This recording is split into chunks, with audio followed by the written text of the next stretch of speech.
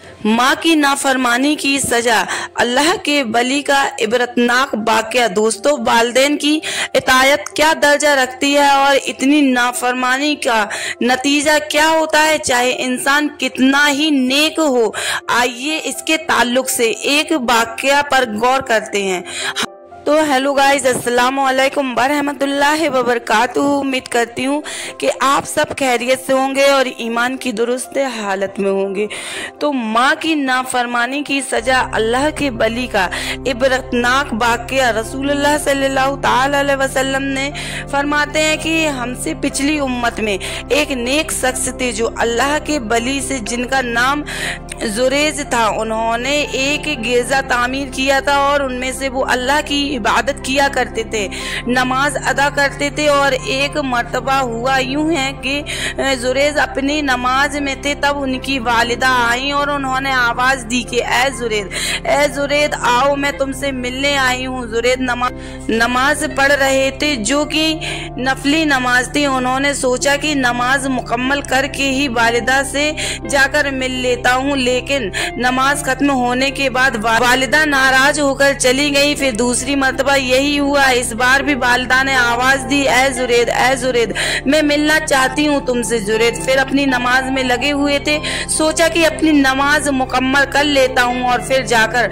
मिल लूंगा। तीसरी मर्तबा भी यही हुआ। वालिदा फिर आई और जुरेद की आवाज दी। जुरेद इस वक्त भी अल्लाह की इबादत में थे और माँ नाराज होकर चली गई और कहा कि ए जुरेद, तू तवाइफों का मुंह देखे। ऐसी बद्दुआ देकर वहां से चली गई। आगे आप सल्लल्लाहु ताला अलैहि वसल्लम फरमाते हैं कि जुरेज की जो मकबूलियत थी, उनकी जो इबादत थी, इससे लोग जलते थे और लोग वैसे ही जुरेज पर इल्जाम लगाना चाहते थे। लिहाजा कौम के शर्त पसंद लोगों ने एक मंसूबा किया। उन्होंने एक बुरी औरत को तैयार किया जो लोगों से मुंह काला करती थी। उस औरत ने के मिर्जा के बाहर एक चरवाहा था, जिससे उसको हमल ठहर गया और औलाद हुई जो जिना की थी। जब उन्होंने एक औलाद हुई तो औरत ने लोगों से कहा कि यह औलाद जुरेज की है। जब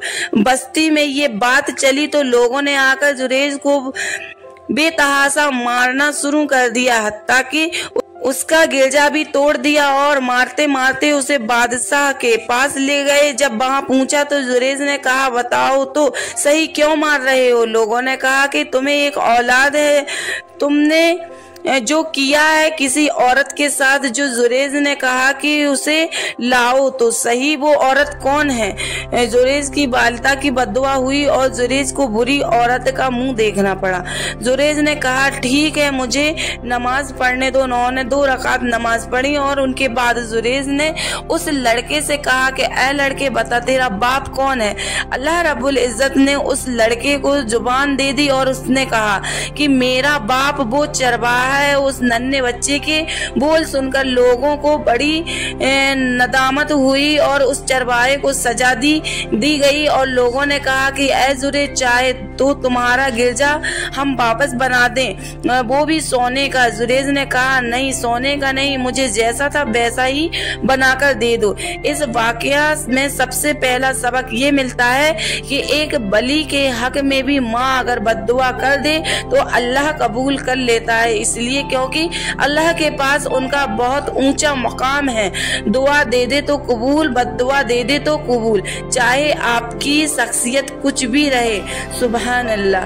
दूसरा सबक ये पता चलता है कि ये मामूली सी लर्जिश जो जुरेज से हुई, उसका इतना अजीम नुकसान उन्हें हुआ कि अल्लाह रब्बुल इज्जत ने इतनी बड़ी आजमाइश में डाल दिया जुरेज को। ये उनकी बिल्कुल भी मामूली सी गलती थी। अल्लाह रहम करे ऐसी गलती पर।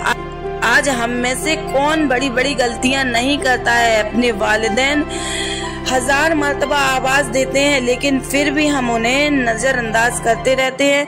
अल्लाह मुआफ करे हमें। इस वाकया से तीसरा और अहम सबक जो हमें मिलता है वो ये है कि नफिल इबादत पर वालिदैन की खिदमत को तरजीह देना चाहिए। इंशाअल्लाह अल्लाह अपने वालिदैन की फरमाबरदार बनाए, कहने सुनने से ज्यादा अमल की तौफीक अता फरमाए। आमीन, अल्लाहुम्मा आमीन। हजरत शाह अब्दुल गनी फुलपुरी ने अपने मलफूजात में हदीस बयान फरमाकर एक वाकया का जिक्र किया है कि एक शख्स ने अपने बाप के गले में रस्सी बांधी और उसको घसीटता हुआ बांस के खेत के पास ले गया जो सामने 10-20 गज के फासले पर था। वहां पहुंचकर बाप ने बेटे से कहा, बेटा अब इससे आगे मत खींचना वरना तू जालिम हो जाएगा। बेटा ताज्जुब से बोला, मैंने जो ये 20 गज तक आपको खींचा है तो क्या अभी तक मैं जालिम नहीं हुआ हूँ? बाप ने कहा, हाँ तू अभी तक जालिम नहीं हुआ है, क्योंकि मैंने भी अपने बाबा यानी तेरे दादा को इसी तरह गर्दन में रस्सी बांधकर यहीं तक खींचा था, लिहाजा अब तक तो मुझे अपने अमल का बदला मिला। अब इस जगह से अगर तू आगे बढ़ेगा तो जालिम हो जाएगा। अपने माँ बाप को उफ तक ना कहो और तुम्हारे रब ने फरमाया है कि उसके सिवा किसी की इबादत का ना करो और अपने माँ बाप के साथ भलाई करते रहो। अगर तुम्हारे सामने उनमें से एक या दोनों बुढ़ापे को पहुंच जाएं तो उन्हें उफ भी ना करो और ना उन्हें परेशान करो। उनसे अदब के साथ बात करो, उनके सामने शफकत से आजिजी के साथ झुके रहो और कहो कि ऐ मेरे रब, जैसे उन्होंने मुझे बचपन से पाला है उसी तरह तू भी उन पर रहम फरमा। रसूलुल्लाह सल्लल्लाहु तआला अलैहि वसल्लम ने फरमाया, वालिद जन्नत के दरमियान दरवाजा है, इसलिए तेरी मर्जी उसे महफूज रख।